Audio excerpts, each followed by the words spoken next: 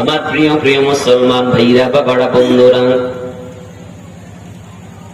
আমাদেরকে আল্লাহ তাবারক ওয়া তাআলা এই জান্নাতের বাগানের মেহমান বানিয়েছেন।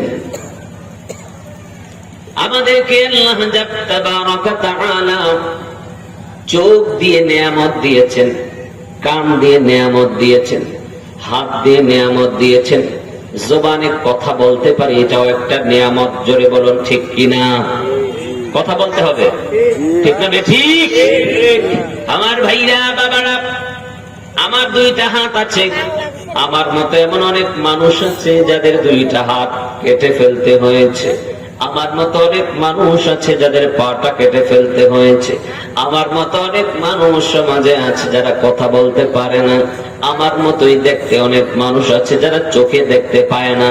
আমার আপনার মতো অনেক মানুষ বিয়ে করেছে কিন্তু আল্লাহ সন্তান সন্ততি এখনো দেয় নাই। কি বলেন বাবা, আছে না নাই? জোরে বলেন আছে না নাই? আমাকে আল্লাহ সম্পদ দিয়েছে কিন্তু আমার আপনার মতো অনেক আল্লাহর বান্দা রয়েছে, অভাবের কারণে রাত্রিবেলায় চোখের পানি ঝরে, ঘরের চালের উপর দিয়ে বৃষ্টির সময় টপ টপ করে পানি পড়ে। আমার ভাইরা, যে মহান আল্লাহ তাবারক ওয়া তাআলা আমাদেরকে এতগুলো নিয়ামত দিয়ে ধন্য করেছেন, সে মহান আল্লাহ জাল্লা জালালুহু কত বড় মহান। সে মহান আল্লাহ তাবারক ওয়া তাআলার কাছে আমরা কেমন ভাবে নত হওয়া দরকার, সে মহান আল্লাহ পাকের কেমন শুকরিয়া আদায় করা দরকার, সে মহান আল্লাহ জাল্লা জালালুহুর ইবাদত কেমন করে করা দরকার। এ আমার প্রিয় প্রিয় মুসলমান ভাই এবং বোনের, আব্বা জানেন, আমার যুবক ভাইয়েরা, আমার বৃদ্ধ বাবারা, ও আমার ভাইরা, একটু খেয়াল করে মনোযোগের সাথে কথাগুলো শ্রবণ করেন। এতগুলো নিয়ামত যে আমাদেরকে আল্লাহ জাল্লা জালালুহু দান করেছেন, সারা দিন চলে যায়, সে মহান আল্লাহকে একবারও ডাকার সময় হয় না। সারাটা দিন চলে গেল, এক ওয়াক্ত নামাজও পড়ার সময় পাইলাম না। সারা দিন চলে গেল, আলহামদুলিল্লাহ বলার সময়ও পাইলাম না। এ আমার বাবারা, ভাইরা, বন্ধুরা, যে মহান আল্লাহ পাক রব্বুল ইজ্জত আমাদেরকে এই এলাকার অনেক মানুষ থেকে পছন্দ করে যাচাই বাছাই করে এই জান্নাতের বাগানের মেহমান হওয়ার তৌফিক দান করেছেন, সে মহান আল্লাহর জন্য জবানটা খুলে দিয়ে একবার জোরে জোরে বলি আলহামদুলিল্লাহ, আলহামদুলিল্লাহ। আপনি বললেন না, দেখি ওনারা কিভাবে বলে, দেখি একবার জোরে আল্লাহকে খুশি করার জন্য বলি আলহামদুলিল্লাহ। আরো জোরে বলতে পারবেন নাকি? পারবেন? আরো জোরে বলি আলহামদুলিল্লাহ। এতক্ষণে বোঝা যায় যে জলসায় মানুষ সকল আছে। কি বলেন? বেশমার দরুদ ও সালাম আল্লাহর প্যারা নবী, নূর নবী হযরত মুহাম্মদ মুস্তাফা হাম্মদ মুস্তাফা সাল্লাল্লাহু তাআলা আলাইহি ওয়াসাল্লামের উপর জবানটা খুলে উঁচু আওয়াজে বলি আমিন। আরো জোরে আমিন। আল্লাহ পাক জাল্লা জালালুহু কোরআনে পাকে বলেছেন, ইয়া আইয়ুহাল্লাযীনা আমানু সাল্লু আলাইহি ওয়া সাল্লিমু তাসলিমা। ওহে যারা ঈমান এনেছো, ঈমান আনার পরে তোমরা আমার নবীর উপরে দরুদ এবং সালাম প্রেরণ করো। আমার ভাইরা, বাবারা, বন্ধুরা, আল্লাহ এখানে শর্ত আরোপ করেন নাই যে বসে পড়বা, না দাঁড়িয়ে পড়বা, না শুয়ে পড়বা, না হেঁটে পড়বা। আল্লাহ তাবারক ওয়া তাআলা বলেছেন দরুদ এবং সালাম পড়ো, এটা আমি আল্লাহর আদেশ। সুতরাং পবিত্র অবস্থায় যে কোনো ভাবে আমরা দরুদ শরীফ পড়ব, আমরা যে কোনো ভাবে দরুদ শরীফ পড়লেই আদায় হয়ে যাবে। জোরে বলুন সুবহানাল্লাহ। আমার ভাইরা, বাবারা, আমরা যদি মনে করি না বসে বসে পড়া যাবে না, এটাও ভুল ধারণা। যদি কেউ মনে করে দাঁড়িয়ে পড়া যাবে না, ভুল ধারণা। যদি বলে কেউ হেঁটে হেঁটে পড়া যাবে না, ভুল ধারণা। আল্লাহ বলছে, না জায়গার কায়েম করেছি, না হেঁটে পড়তে পারবে এটার শর্ত করেছি, না বসে পড়তে পারবে এটার শর্ত করেছি। আল্লাহ বলেছেন তুমি দাঁড়িয়েও পড়তে পারো, বসেও পড়তে পারো, শুয়েও পড়তে পারো, হেঁটেও পড়তে পারো। যখনই তোমার শরীর পবিত্র থাকবে তখনই আমার নবীর উপরে দরুদ এবং সালাম প্রেরণ করবে। সুবহানাল্লাহ। আমার ভাইরা বাবারা, এজন্য শুধু জলসায় নয়, মসজিদে নয়, খানকায় নয়, হেঁটে হেঁটে নয়, ঘরের কোনায় বসে বসে হলেও আমরা দরুদ শরীফ পড়বো এবং নবী মুস্তাফাকে সালাম দেবো। জয় বলুন সুবহানাল্লাহ। আমার ভাইরা বাবারা, কোরআন সাক্ষী, আল্লাহ তাবারক ওয়া তাআলা ইরশাদ করেছেন যে তাসলিমা, এমন ভাবে দরুদ এবং সালাম দাও যেমন ভাবে দরুদ এবং সালাম দিলে তাজিম প্রকাশ পায়, সম্মান প্রকাশ পায়। সুতরাং সম্মান যেভাবে এসে যায় সেভাবেই সালাম প্রেরণ করো। সুবহানাল্লাহ। আল্লাহ পাক আমাদেরকে তৌফিক দান করুন। জোরে বলি আমিন। আরো জোরে বলি আমিন। আমার প্রিয় প্রিয় মুসলমান ভাইরা বাবারা বন্ধুরা, এত সুন্দর জান্নাতের বাগান সাজিয়েছে মসজিদ কমিটি। আপনারাও অনেক আশা ভরসা নিয়ে এখানে বসে গেছেন। আমার ভাইরা, আমি আপনাদেরকে সর্বপ্রথম যে হাদিসে পাকটা শোনাবো, এটা মনোযোগ দিয়ে শুনতে হবে এবং এর উপর আমল করতে হবে। আমি সকলকে অনুরোধ করব, পায়ে হাত রেখে বলবো, বিনয়ের সাথে বলবো, হাদিসে পাক মনোযোগ দিয়ে শুনুন। নবী মুস্তাফা সাল্লাল্লাহু আলাইহি ওয়াসাল্লাম ইরশাদ করেছেন, নিয়াতুল মুমিনি খায়রুম মিন আমালি। মুমিনের নিয়ত তার আমলের চাইতে উত্তম। মুমিনের ইচ্ছা নিয়ত তার আমলের চাইতে উত্তম। আমার প্রিয় ভাইরা বাবারা, আমাদের ইসলাম আমাদেরকে শিক্ষা দিয়েছে যে কোনো ভালো কাজের আগে আমরা যেন ভালো ভালো নিয়ত করে নেই। যেহেতু এই জলসার মধ্যে আমরা উপস্থিত হয়ে গেছি, এটা একটা ভালো কাজ। জোরে বলুন, এটা কি কাজ? কথা বলতে হবে তো, এটা কি কাজ? ভালো কাজ। আমার ভাইরা, এই জলসার মধ্যে আসার উদ্দেশ্য হলো, জলসায় আলিম দ্বীনরা আসবে। আবার শুনেছেন বাংলাদেশি হুজুর আসবে। অনেক বড় আশা বাসনা নিয়ে অনেকে এসেছেন। আমার পরেও আলিম দ্বীনরা থাকবে। আমার ভাইরা বাবারা বন্ধুরা, জলসা যদি শুনতে আসেন তো নিয়ত করতে হবে যে আলিম দ্বীন আসবে, আমার ইসলামের দ্বীনের কিছু কথা শোনাবে, তা শুনবো এবং এর উপরে আমল করার চেষ্টা করব। এটার নাম নিয়ত। আমার ভাইরা বাবারা,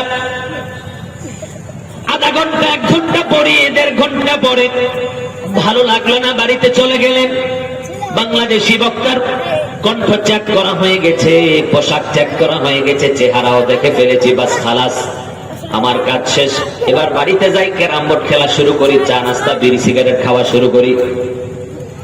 তাতে কোনো ফায়দা হবে না বাবা।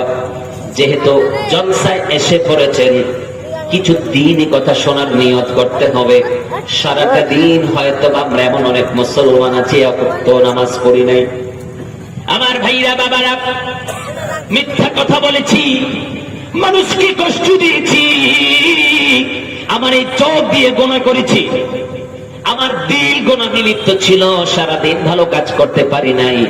এখন জলসায় এসে যদি আবার নিয়ত গন্ডগোলের কারণে একটু পরে আবার উঠে বাড়িতে ফিরে যেতে হয়, দোকানে ফিরে যেতে হয়, মেলায় ফিরে যেতে হয়, আমার ভাইরা, তো সারাটা দিনও আমাদের কোনো কাজে আসলো না, কোনো ফায়দা উপকার হলো না। জলসায় এসেও তো কোনো উপকার পাইলাম না।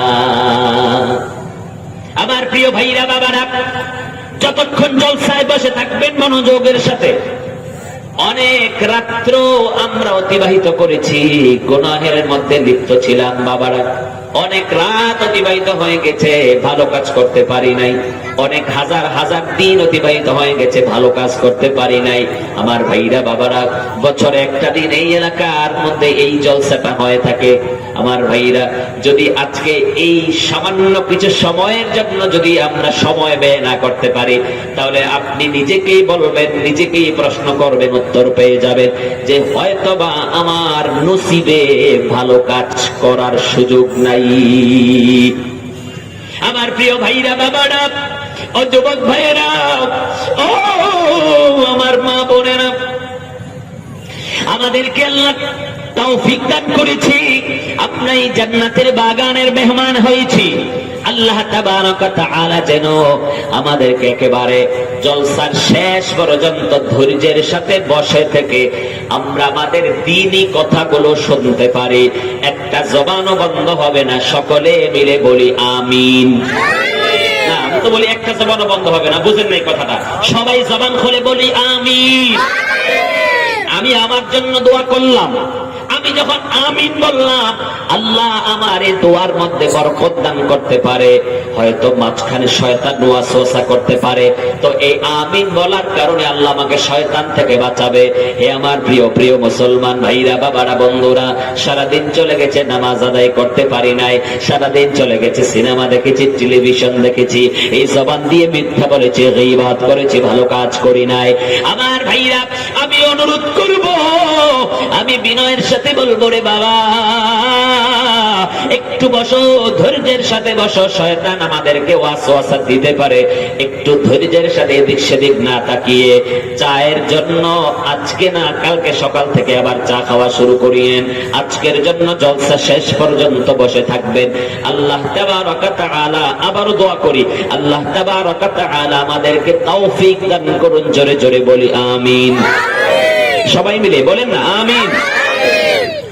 আমার ভাইরা, বাবারা, বন্ধুরা, সূরাতুল বাকারা 1 নম্বর পারা 2 নম্বর পৃষ্ঠা 13 নম্বর আয়াতে আল্লাহ তাবারক ওয়া তাআলা বলেন, ইয়া রাসূলুল্লাহ, ইয়া হাবিবাল্লাহ, হুজুর আপনি দ্বীনের দাওয়াত দিতে গিয়ে আপনার পিছনে পিছনে এমন কিছু মানুষ থাকে যারা আপনার পিছনে নামাজ পড়ে, দাড়ি রাখে, টুপি পরে, পাঞ্জাবি পরে, আপনার সাথে জিহাদ করতেও জিহাদের ময়দানে যায়।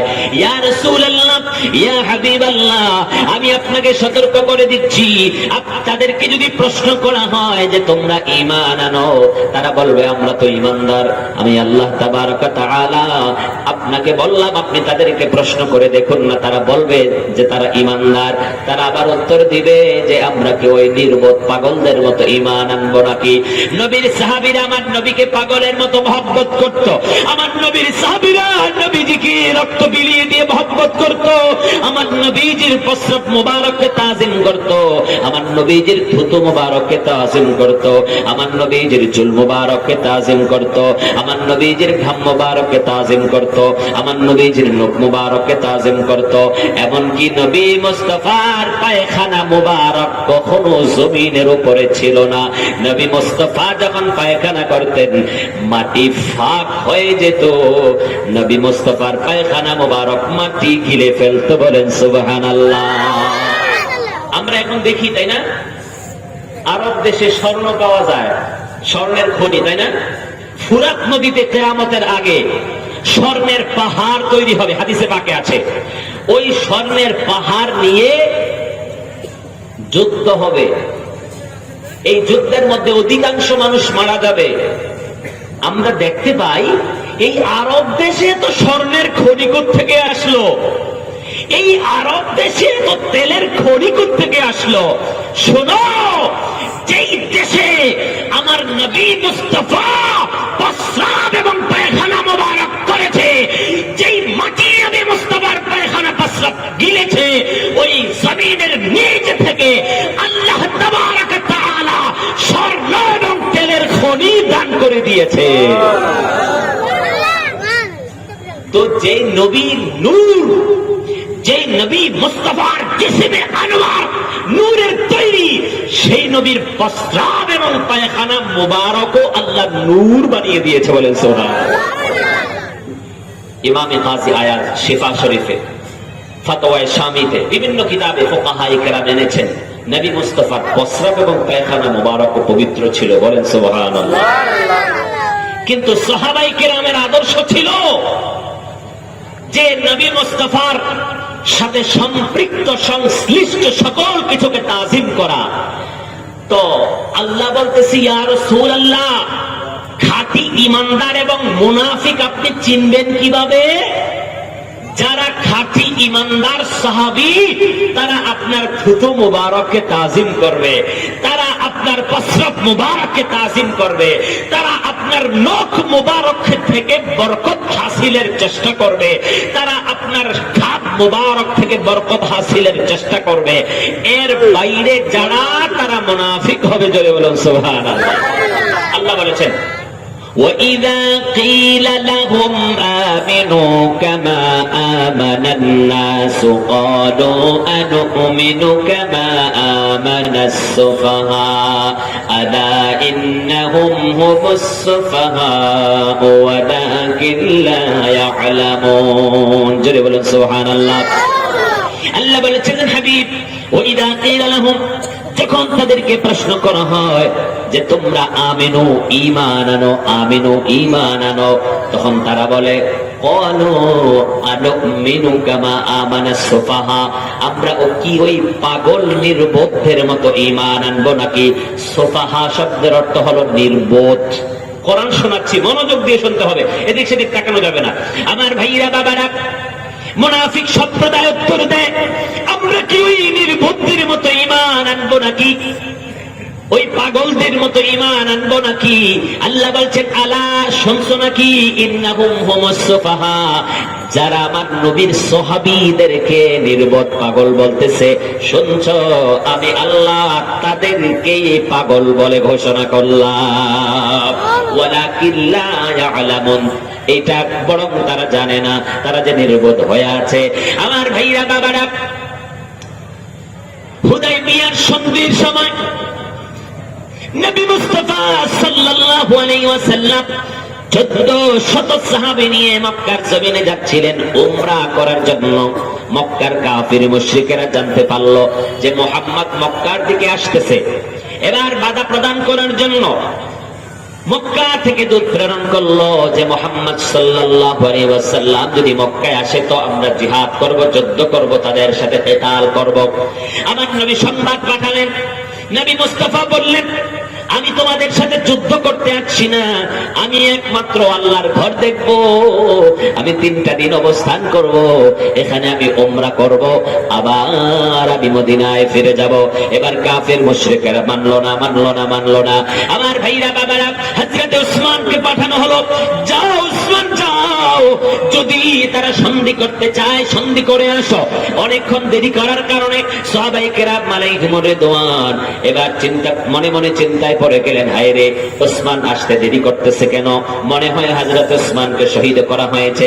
এবার সমস্ত সাহাবায়ে কেরাম আমার নবী মুস্তাফার হাতে হাত রেখে শপথ গ্রহণ করলেন, ইয়া রাসূলুল্লাহ, আমরা ততক্ষণ বাড়িতে ফিরে যাব না যতক্ষণ পর্যন্ত হযরত উসমানের হত্যার প্রতিশোধ না নেব। আমার ভাইরা বাবারা, সেই হুদায়বিয়ার সন্ধির সময় আমার নবী মুস্তাফার চতুর্দিকে সাহাবায়ে কেরাম বসা ছিলেন। আমার ভাইরা বাবারা, বন্ধুরা, নবী মুস্তাফা সাল্লাল্লাহু আলাইহি ওয়াসাল্লাম ডান দিকে থুতু ফেলেন, সাহাবায়ে কেরাম হাত পাতেন, বাম দিকে থুতু ফেলেন, সাহাবায়ে কেরাম হাত পাতেন। আমার নবী মুস্তাফা নাকের ময়লা ফেলেন, সাহাবায়ে কেরাম হাত পাতেন। আমার ভাইরা বাবারা, আমার নবীজির থুতু এবং নাকের ময়লা, নাক মুবারকের সেই পানিগুলো হাতে নিয়ে নিয়ে সাহাবায়ে কেরাম আলাইহিমুর রিদওয়ান চেহারা এবং গায়ে মালিশ করে দিতে। মুনাফিক দূর থেকে দেখে দেখে বলে, এটা কি করছে? নবীর থুতু মুবারক খাচ্ছে, নবীর নাকের ময়লা খাচ্ছে।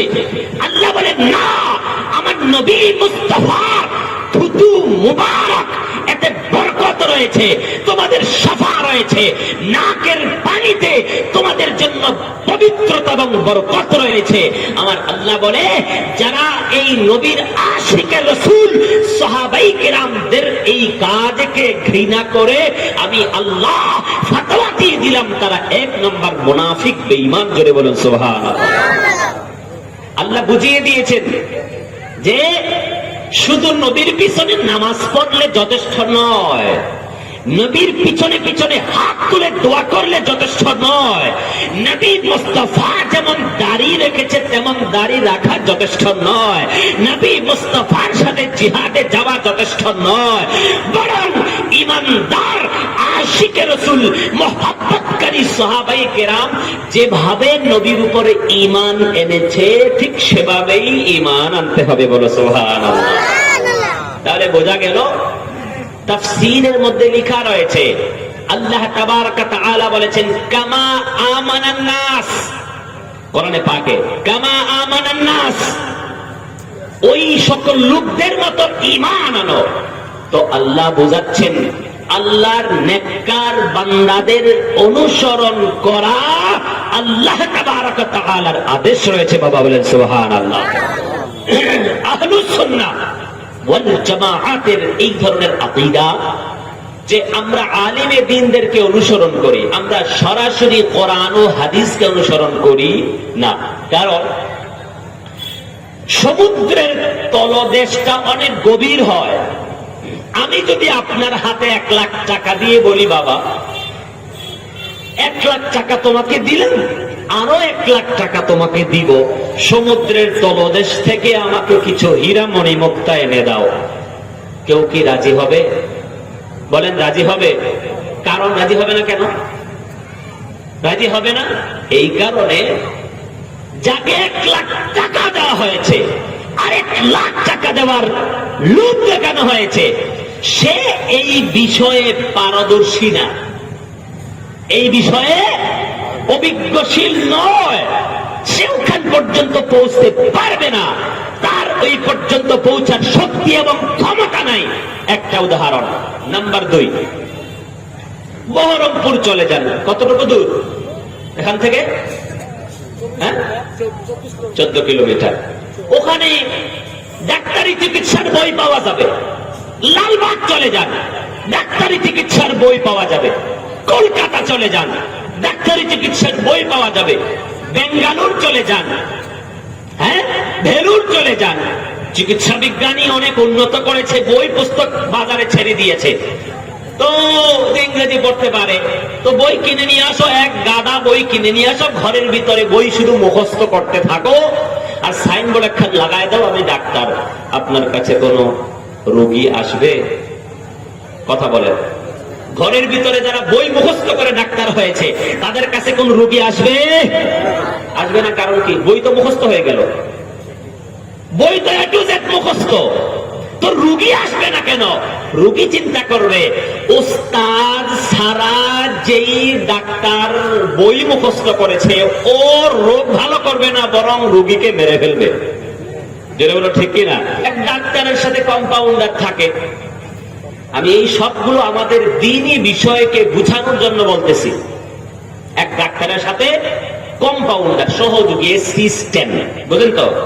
তো পিছনে পিছনে আগায় চাগায় দেয়, কলম টলম খাতা টাতা দেয়, মাঝে মাঝে আবার প্রেসক্রিপশন, এটা লেখো এটা লেখো। আচ্ছা ঠিক আছে। তো 2-3 বছর থাকার পরে আমি তো অনেক কিছু শিখে ফেলছি, আমি একটা ফার্মেসি খুলে বসি, একটা পেট খুলে দিল অমুক ডাক্তার অমুক সময়, মানে খুলে দিল। আচ্ছা, তো কোনো মতে জ্বর ঠান্ডা কাশির চিকিৎসাটা করতেই পারে, আমরাও তো করতে পারি। কিছুদিন পরে এক রোগী আসছে, বলে ডাক্তার সাহেব আমার গলা ফুলে বালিশ। তাই নাকি? তাই নাকি? আসেন আসেন আসেন। ওই কম্পাউন্ডার একবার দেখছিল তার ডাক্তারে গেছে হাতির চিকিৎসা করতে। কার চিকিৎসা করতে? কথা বলে না। হাতি চিনেন? হাতি, হাতির চিকিৎসা করতে গেছে। তো হাতি তো আবার আস্ত কলা গাছ চাবায়, আস্ত তরমুজ গিলে ফেলে, তাই না? তো আস্ত তরমুজ গিলতে গিয়ে চাবাইতে পারে নাই, গলায় গেছে আটকাইয়া। গলায় আটকাই যাওয়ার কারণে গলা গেছে ফুইল্লা।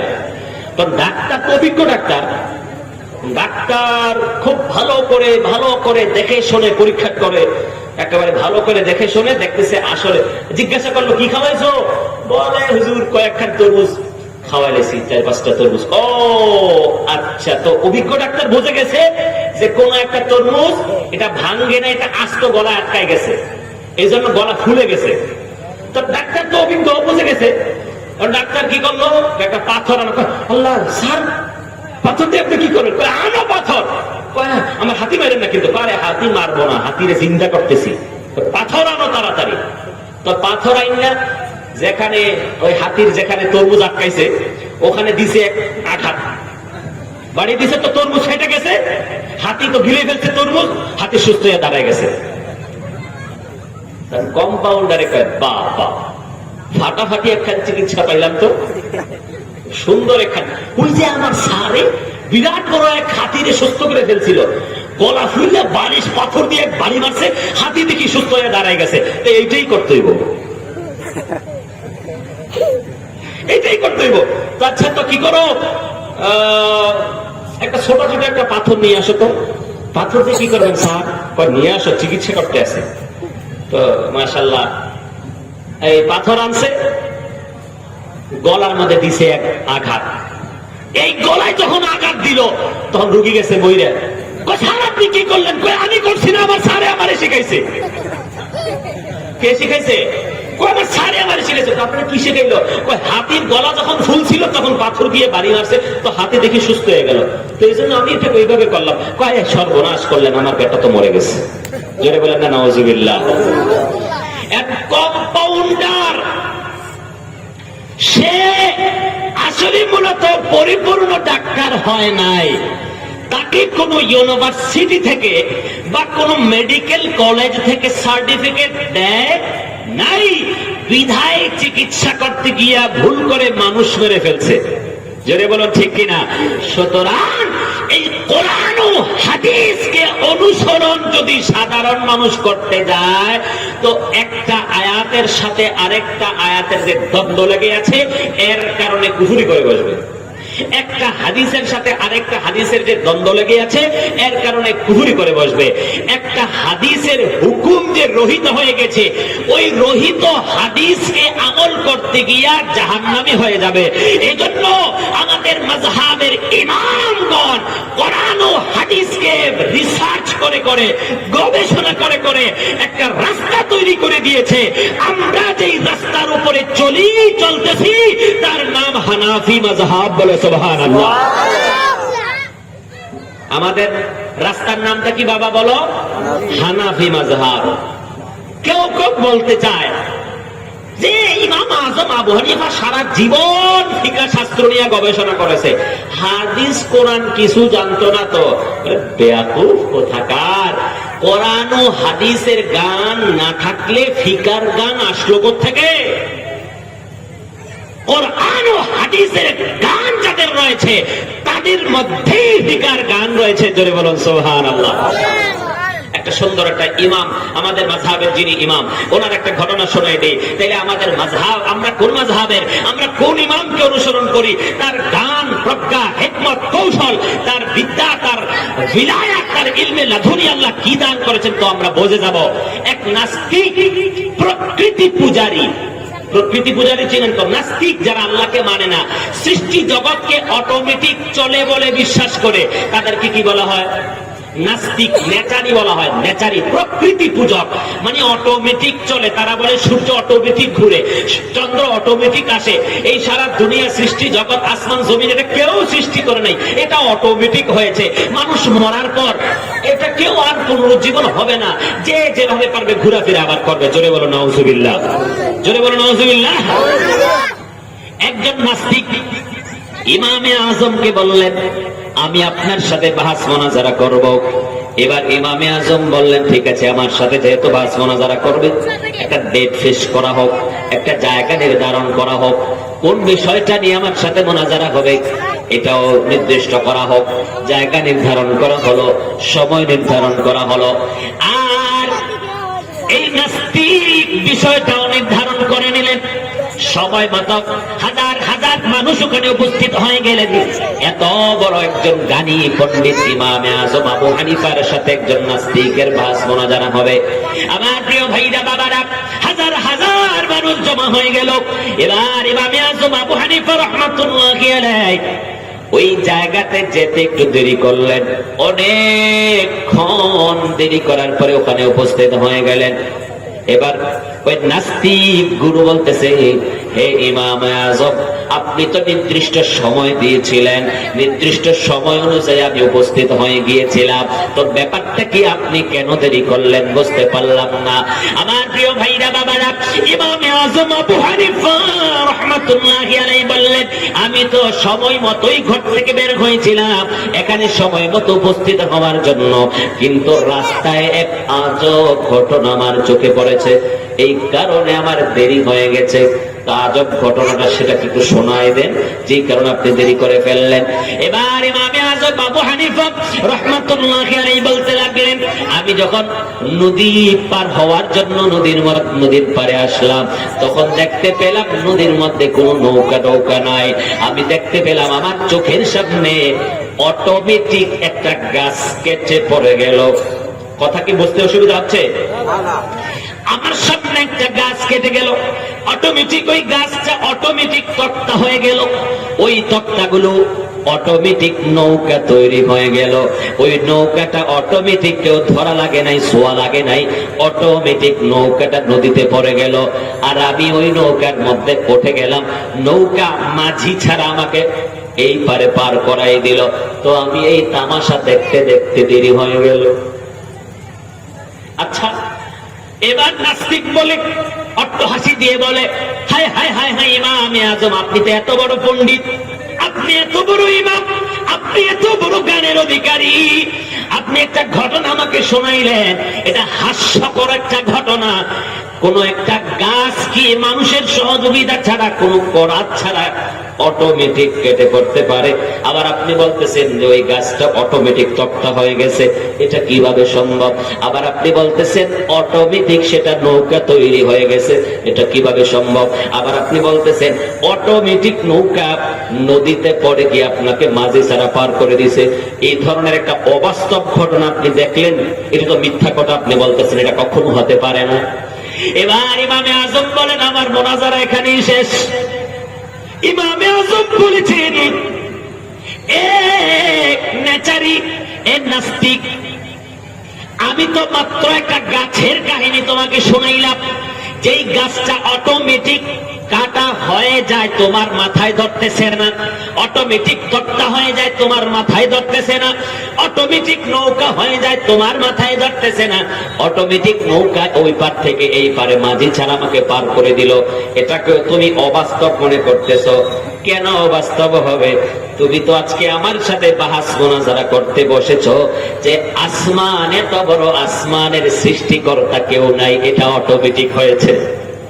সুবহানাল্লাহ বলবেন নাকি? বলে দিতে হবে না? সুবহানাল্লাহ বলবেন না?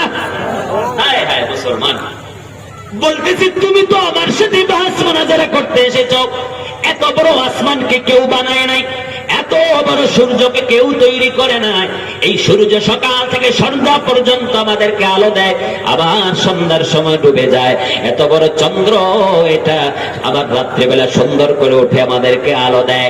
এই যে তরুলতা গাছপালা দেখা যায়, এত সুন্দর তরতাজা সবুজ সবুজ গাছপালা গুলো আমাদেরকে দেখায়। আমরা তাদের থেকে উপকার নেই, তাদেরকে দেখে দেখে আমরা উপকার হয়, তাদের থেকে আমরা অক্সিজেন নেই। এই সমস্ত কিছু তোমার আকীদা অনুযায়ী কেউ তৈরি করে নাই, অটোমেটিক হয়েছে। ইমামে আযম বলে, আমি তো মাত্র একটা গাছের কাহিনী তোমাকে শোনাইলাম, তুমি আশ্চর্য হয়ে গেছো। এবার তুমি বলো, আসমান ও জমিনটা যে চলতেছে, এটার কোন সৃষ্টিকর্তা দরকার আছে না নাই? এবার তিনি বললেন, হায় হায়, তওবা করলাম, মাপ চাই, ক্ষমা করেন। আমি বুঝতে চেয়েছিলাম যে আপনি হয়তো আমার সাথে দলিল দিয়ে কথা বলবেন, কিন্তু আসলে আপনার কাছে এমন এমন হিকমত এবং কৌশল রয়েছে যা এই জমানার মধ্যে আমি কারো কাছে পাই নাই। সুবহানাল্লাহ। মুসলমান হয়ে গেলেন, কলেমা পড়ে ইসলাম গ্রহণ করলেন, জোরে বলুন সুবহানাল্লাহ। আমার প্রিয় ভাইরা বাবারা, এমন একটি মাযহাবে আমরা রয়েছি, আমার ভাইরা বাবারা, এই জন্য কেউ যদি কোন পূর্বপুরুষের তাফসীর থেকে অনুসরণ না করে, নতুন করে মন গড়া কোন তাফসীর লিখতে চায়, তো আমাদের নবী মুস্তাফা জান রহমত বলেছেন, মিশকাতের হাদিস, নবী মুস্তাফা বলেছেন, মান ক্বরা ফিল কুরআনি বিরাইহি ফাআসাবা ফাকাদ আখতা, আও কামা ক্বালা আলাইহিস সালাতু ওয়াস সালাম। কেউ যদি মন গড়া কোরআন তেলাওয়াত করতে চায়, কোরআন তাফসীর করতে চায়, যদি তার এই তাফসীরটা সঠিক হয়, তবুও সেটা বেঠিক হিসাবে সাব্যস্ত হবে। কারণ ঐতিহ্যের অনুসরণ না করার কারণে, পূর্বেকার তাফসীরের অনুসরণ না করার কারণে, পূর্বেকার আলেমের অনুসরণ না করার কারণে, পূর্বেকার আলেমের ওস্তাদের ছাত্র না হওয়ার কারণে তুমি তোমার গান দিয়ে যদিও কোরআনটাকে তাফসীর করতে পেরেছ, কিন্তু না না না, এই তোমার এই মন গড়া তাফসীর মানা হবে না। পূর্বপুরুষদের থেকে তাফসীর শুনে শুনে পড়ে পড়ে বুঝে বুঝে তাফসীর লিখতে হবে। বলেন সুবহানাল্লাহ। আমার ভাইরা, বাবারা, বন্ধুরা, এজন্য আল্লাহ তাবারক ওয়া তাআলা সূরাতুল ফাতিহা, বলেন তো সূরাতুল ফাতিহার প্রথম আয়াত কোনটা? সূরাতুল ফাতিহার প্রথম আয়াত কোনটা জিজ্ঞাসা করেছি। আলহামদুলিল্লাহ। দেখছেন কি পাবলিক?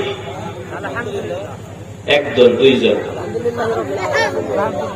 হ্যাঁ, আমার ভাইরা, বাবারা, বন্ধুরা, ও আমার ভাইরা, আমরা মুসলমান, আমাদের ধর্ম ইসলাম, আমাদের ধর্মগ্রন্থের নাম কোরআন। কথা বলো, আমাদের ধর্মগ্রন্থের নাম কোরআন, সর্বশ্রেষ্ঠ আমাদের ধর্মগ্রন্থ। ও বাবা, খাওয়ার জন্য আর তামাশা করার জন্য, ঘুমানোর জন্য আল্লাহ আমাদেরকে দুনিয়ায় পাঠান নাই। আল্লাহ আমাদেরকে পাঠিয়েছেন ইবাদত করার জন্য। সকাল থেকে সন্ধ্যা পর্যন্ত শুধু পেটের ধান্দা আর পরিবারের ধান্দা, ব্যবসার ধান্দা, জমি চাষের ধান্দায় থাকলে হবে না, হবে না, হবে না। আল্লাহ আমাদেরকে দুনিয়ায় পাঠিয়েছেন নির্দিষ্ট একটা উদ্দেশ্যে। আল্লাহ বলতেছেন, ওয়া মা খালাকাতুল জিন্না ওয়াল ইনসা ইল্লা লিয়াবুদুন। হে আমার বান্দারা, আমি তোমাদেরকে একমাত্র আমার ইবাদতের জন্যই সৃষ্টি করেছি। বলেন সুবহানাল্লাহ। কিন্তু সকাল থেকে সন্ধ্যা পর্যন্ত, সকালে ঘুম থেকে ওঠে, নামাজ তো পড়ে না, এবার দোকানে গিয়ে চা খাওয়া শুরু, গপ্প সপ্প শুরু, একটু পরে এসে লুঙ্গিটাকে গোসলেন দিয়া জমিতে মাঠে চলে গিয়া বাস ওখানে সারাদিন চলে গেল। আবার বিকালে আইসা গোসল টোসল বানাইয়া ভাত খাবার শেষ হয়ে গেল, বিড়ি একখান আছে পকেট থেকে বার করে ধোঁয়া খাইতে খাইতে খাইতে খাইতে আবার দোকানে আড্ডা চলছে, রাত 9টা পর্যন্ত আড্ডা চলছে। আড্ডা শেষ তো আবার ঘুম, সকালবেলা আবার আগের যেই দিন পরের সেই দিন।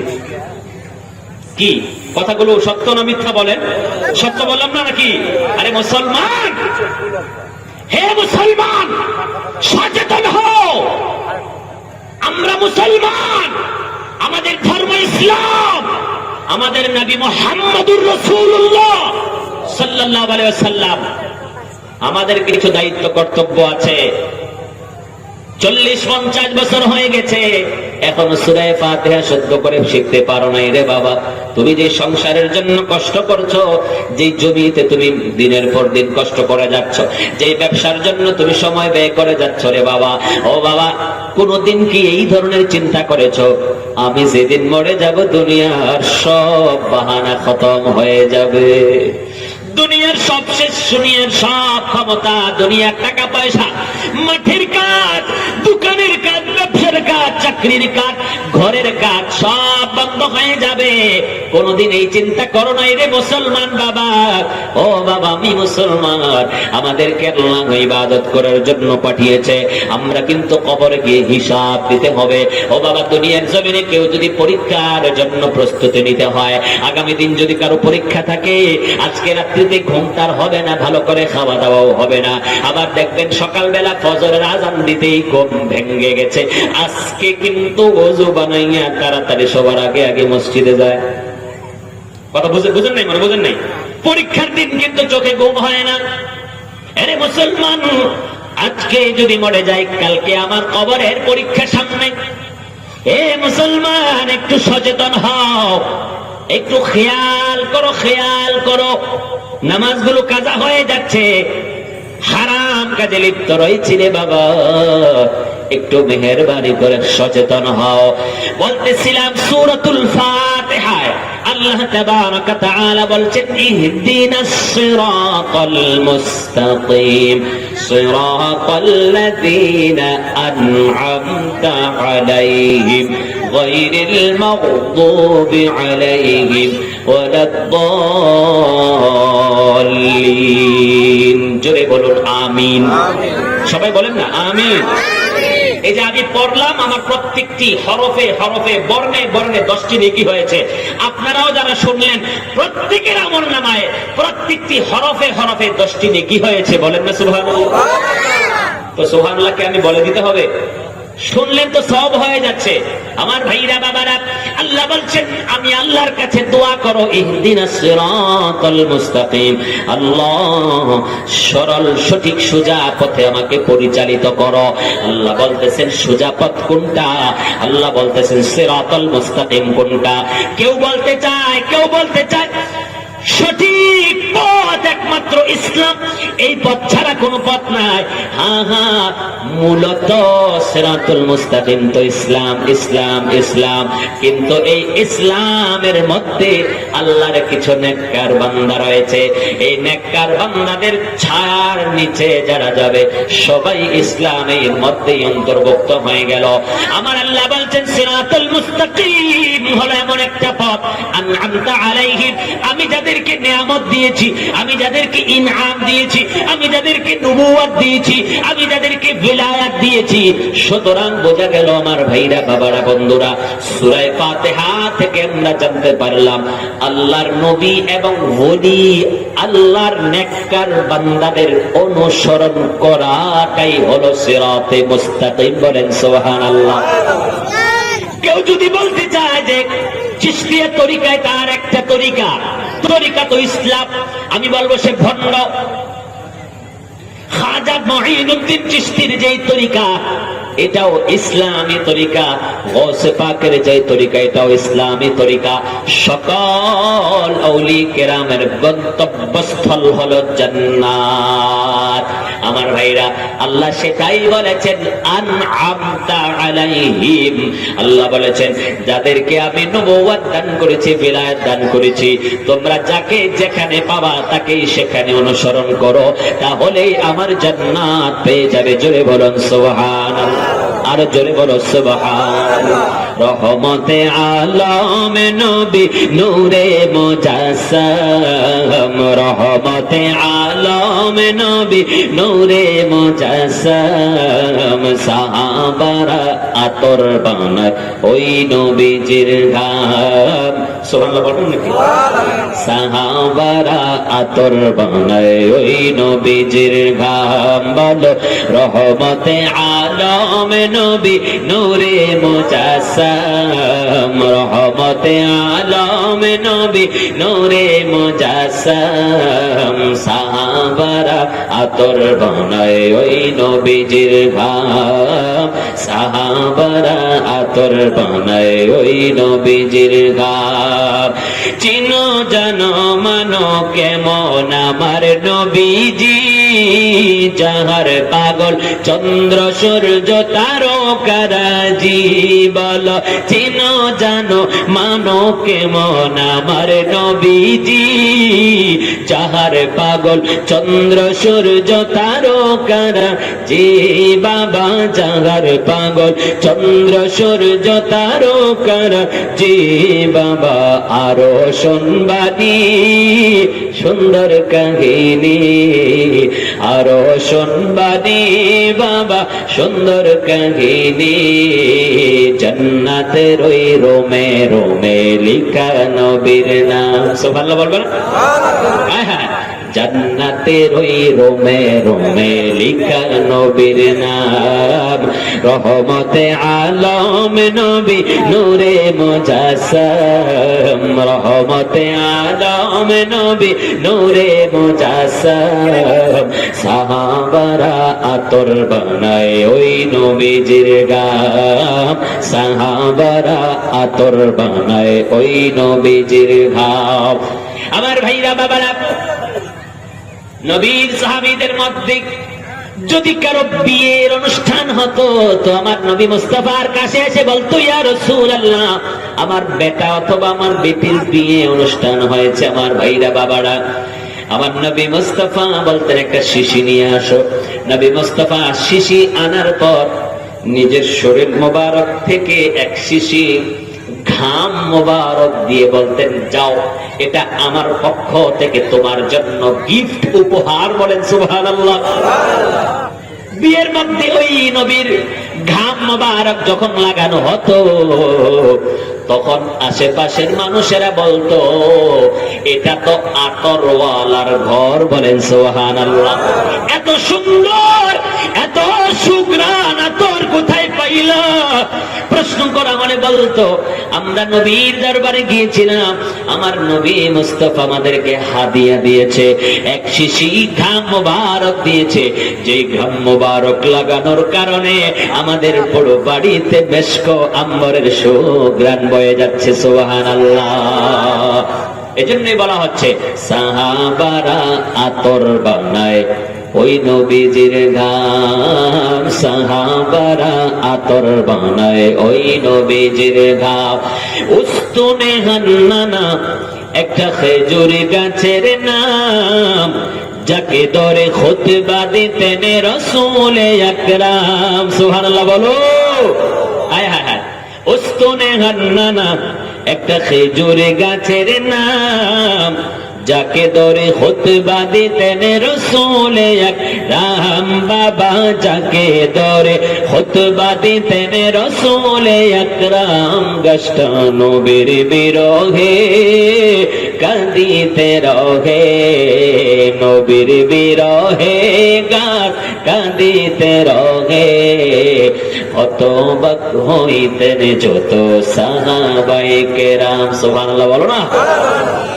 একটা খেজুর গাছ মসজিদে নববীতে, মিম্বার যখন ছিল না তখন আমার ভাইরা, আমার নবী মুস্তাফা জানে রহমত, মিম্বার তখন তৈরি হয় নাই।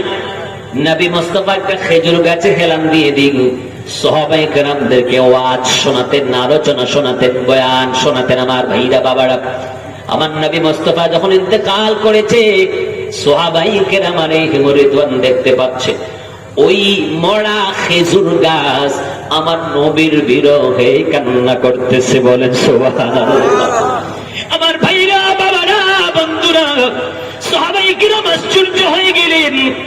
আরে কান্নার জন্য তো মানুষ হওয়া প্রয়োজন, কান্নার জন্য তো জান থাকা প্রয়োজন, কান্নার জন্য তো দিল থাকা প্রয়োজন, কান্না করার জন্য তো চোখ থাকা দরকার, চোখের পানি থাকা দরকার। এমনকি মহাব্বত ওই খেজুর গাছের মধ্যে রয়ে গেল যে আমার নবীর বিরহে ওই খেজুর গাছ পর্যন্ত কান্না করে। জোরে বলুন সুবহানাল্লাহ। উস্তুনে হান্নানা একটা খেজুর গাছের নাম, যাকে ধরে খুতবা দিতেন রাসূল আকরাম। বাবা যাকে ধরে খুতবা দিতেন রাসূল আকরাম, গাছটা নবীর বিরহে কাঁদিতে রহে, নবীর বিরহে গাছ কাঁদিতে রহে। হতবাক হইতেন যত সাহাবায়ে কেরাম। সুবহানাল্লাহ বলো। হতবাক হইতেন যত সাহাবায়ে কেরাম। বলো রহমতে আলম নবী নূরে মুজাসসাম, রহমতে আলম নবী নূরে সাহাবারা আতর বানায় ওই নবীজির ঘাম, সাহাবারা আতর বানায় ওই নবীজির ঘাম। আল্লাহর হাবিব সাল্লাল্লাহু আলাইহি ওয়াসাল্লাম ইরশাদ করেছেন, হে আমার সাহাবায়ে কেরাম আলাইহিম রিদওয়ান, তোমরা কি তোমাদের মালকে বেশি পছন্দ করো না তোমাদের উত্তরাধিকারীদের মালকে বেশি পছন্দ করো? তো নবীর সাহাবীরা বলে, হুজুর এমন কি কেউ আছে নাকি নিজের মাল থেকে উত্তরাধিকারীদের মালকে বেশি পছন্দ করবে? আমার নবীজি বলেন, যেই মাল দুনিয়ায় থাকতে খরচ করে যাবে এটা তোমার। আমি কি কথা বুঝাতে পারলাম নাকি? আমি কি বুঝাতে পারলাম সবাইকে? হে মুসলমান, মনোযোগ দিয়ে শুনুন। আমার নবী মুস্তাফা জানে রহমত সাল্লাল্লাহু আলাইহি ওয়াসাল্লাম বলেন, হে আমার সাহাবায়ে কেরাম, দুনিয়ার জমিনে জিন্দা অবস্থায় যা কিছু ব্যয় করে যাবা, তুমি লাখপতি ছিলা, তুমি কোটিপতি ছিলা, তোমার বাড়িতে বিল্ডিং ছিল, তোমার অ্যাকাউন্টে অনেক টাকা, তোমার চাকরি অনেক বড় ছিল, তুমি অনেক বেশি টাকা বেতন পাইতা, কিন্তু দুনিয়ার জমিনে তুমি ধোঁকায় পড়েছিলা, দুনিয়ার মাল পেয়ে তুমি অন্ধ হয়েছিলা। মনে মনে চিন্তা করেছো, হায় রে 10,000 টাকা যদি দিয়ে দেই আমার অ্যাকাউন্ট থেকে 10,000 টাকা কমে যাবে, আমি তো গরিব হয়ে যাব, আমি তো গরিব হয়ে যাব। আমার ভাইরা, বাবারা, বন্ধুরা, আমার প্রিয় প্রিয় ভাইরা, ও বাবারা, আমার নবী মুস্তাফা জানে রহমত বলতেছে, রে আমার সাহাবায়ে কেরাম, দুনিয়ার জমিনে বেঁচে থেকে যা আল্লাহর রাস্তায় দিয়ে যাবা, ব্যয় করে যাবা, এটাই তোমার থেকে যাবে কিয়ামতের ময়দানে, তোমার দান করার সওয়াবটা তুমি পেয়ে যাবা। আর দুনিয়ার জমিনে যে তুমি মাঠে জমি রেখে এসেছো, তোমার ব্যাংকে তুমি টাকা রেখে এসেছো, তোমার বিল্ডিং তুমি রেখে এসেছো, লক্ষ লক্ষ টাকা, হাজার হাজার টাকা তুমি রেখে এসেছো, এটা কিন্তু তোমার না, তোমার না, তোমার না। এই যে সম্পদ রেখে এসেছো, এটা তোমাদের উত্তরাধিকারীদের মাল, তারা তোমার সম্পদকে ছিন্ন বিচ্ছিন্ন করবে, ভাগাভাগি করবে, ভাগাভাগি করবে। আরে মুসলমান বুদ্ধিমান, ও আমার ভাইরা, বাবারা, আমি মাল উপার্জন করেছি, আমার সম্পদ রয়েছে, কেন আমার জন্য আমি ব্যয় করব না রে? আমার প্রিয় ভাইরা, বাবারা, ও বন্ধুরা, কোরআনে পাকে হযরত মূসা কালিমুল্লাহ আলা নবিয়িনা ওয়া আলাইহিস সালাতু ওয়াস সালাম কে আল্লাহ তাবারক ওয়া তাআলা বললেন, হে মূসা, আমি তোমাকে নবুয়ত দান করেছি, কিন্তু আরেকজন সঙ্গীর সুহবত অর্জন করতে হবে, তার নাম খিজির। জোরে বলুন সুবহানাল্লাহ। একজন নবী, একজন পয়গম্বর, তাকে আল্লাহ বলছেন আরেকজন আমার বন্ধু আছে, তার সুহবত অর্জন করো, বলো সুবহানাল্লাহ। তো বোঝা গেল, একজন নবী যদি আরেকজন নেককার বান্দার সুহবত অর্জন করতে পারে, আর সেটা সূরাতুল কাহফ 15 নম্বর পারাতে আল্লাহ সেটা দিয়ে দিয়েছে, পুরো ঘটনা রয়েছে। আল্লাহ আমাদেরকে শিক্ষা দিচ্ছে, হে আমার বান্দারা, কিছু শিখতে চাইলে, কিছু জানতে চাইলে, কিছু অর্জন করতে চাইলে, পরকালকে সুন্দর করতে চাইলে, কলবের ময়লা পরিষ্কার করতে চাইলে, নেককার বান্দার সুহবত অর্জন করো, যার মাধ্যমে তোমার জীবনটা পরিবর্তন হয়ে যাবে। জোরে বলো সুবহানাল্লাহ। আমার ভাইরা, বাবারা, বন্ধুরা, মাওলানা হযরত মূসা কালিমুল্লাহ তার খাদিমকে নিয়ে চললেন, বললেন, খাদিম, আমরা চলতে থাকবো, চলতে থাকবো, চলতে থাকবো, দুইটা সমুদ্র যখন দেখবো একসাথে মিলিত হয়ে গেছে, একটার পানি আরেকটার সাথে মিলে না, একটা লোনা পানি আর একটা মিঠা পানি, বাইনাল মাজমা বাইনাল বাহরাইন, যখনই দেখবো দুইটা সমুদ্র একসাথে মিলিত হয়ে গেছে, তখনই আমরা ওখানে থেমে যাব, আমরা ওখানে ওই আল্লাহর বান্দাকে পেয়ে যাব। হযরত মূসা কালিমুল্লাহ বললেন, হে ইউশা ইবনে নুন, ওনার খাদিমের নাম ছিল ইউশা ইবনে নুন, বললেন, দুইটা সমুদ্র যেখানে মিলিত হয়ে যাবে, আমরা ওখানে ওই আল্লাহর বান্দাকে পেয়ে যাব, হযরত খিজিরকে পেয়ে যাব। একটা মাছ নিয়েছিলেন ভুনা করে ওটা খাওয়ার জন্য, আদেশ হয়েছিল ওই মাছটা যেখানে চলে যাবে, ওই গাঠুরির ভিতর থেকে মাছটা যখন সমুদ্রে পড়ে যাবে, ওই জায়গার মধ্যে হযরত খিজিরের সাথে দেখা হয়ে যাবে। আমার ভাইরা, বাবারা, হযরত মূসা কালিমুল্লাহ ওনার খাদিমকে নিয়ে ওই জায়গার মধ্যে ঘুমিয়েছিলেন। ঘুমন্ত অবস্থায় মাছটা পড়ে গিয়েছিল। ঘুম থেকে উঠে মাছের সংবাদ বলে গেলেন, মাছ কি গাটুরিতে আছে না নাই ভুলে গেলেন। সামনের দিকে চলতে লাগলেন। এটা কোরআন শরীফে হুবহু রয়েছে। আমার ভাইরা, সূরাতুল কাহফ পড়লে এটা পেয়ে যাবেন, কোরআন শরীফ থেকে বলছি। আমার ভাইরা, একটু সামনে গিয়ে বললেন, হে আমার খাদিম, মাছ কোথায়? হাত দিয়ে দেখেন মাছ তো নাই। আরে, তোমাকে না বললাম যেখানে মাছটা সমুদ্রে পড়ে যাবে ওই জায়গার মধ্যেই আমাদের আল্লাহর ওই বান্দার সাথে দিদার হয়ে যাবে। আমার ভাইরা পিছন দিকে চলে আসলেন। পিছন দিকে আসার পরে ওই মাছটা যেদিক দিয়ে চলে গিয়েছিল সমুদ্রের মধ্যে, ওই সমুদ্রের পানিটা একটা সুরঙ্গ হয়ে গেছে, একেবারে ছিদ্র হয়ে গেছে যেদিক দিয়ে মাছটা চলে গেছে। আমার ভাইরা, বাবারা, হযরতে মুসা কালিমুল্লাহ ওনার খাদিমকে নিয়ে ওখানে বসে গেলেন। দেখলেন একটু সামনে কম্বল মুড়ি দিয়ে একজন লোক আরাম করতেছে, বলেন সুবহানাল্লাহ। হযরতে মুসা কালিমুল্লাহ তিনি খিজির সালামের দেখা পেয়ে গেলেন, বললে তুমি কি আমার সঙ্গ লাভ করবা? বলে হ্যাঁ হ্যাঁ। বলে আমার সঙ্গে চলতে মানে তুমি ধৈর্য ধারণ করতে পারবে না? বললে পারবো। হুজুর পারবো না? বললে পারবো। বলে চলো, আমার সঙ্গে থাকতে হলে কোনো কথা আপত্তি চলবে না। এবার চলতে লাগলেন। নদী পার হওয়ার জন্য নৌকা দরকার। সুন্দর একটা নৌকা দিয়ে উঠলেন। মাঝি ছিল নৌকায়। মাঝ নদীতে দাবার পরে হযরতে খিজির নৌকার মাঝখানে একটা অথবা দুইটা কাঠ তুলে ফেললেন। কিন্তু আশ্চর্যের ব্যাপার, ওই নৌকাতে কখনোই এক ফোঁটা পানি ওঠে নাই। জোরে বলুন সুবহানাল্লাহ।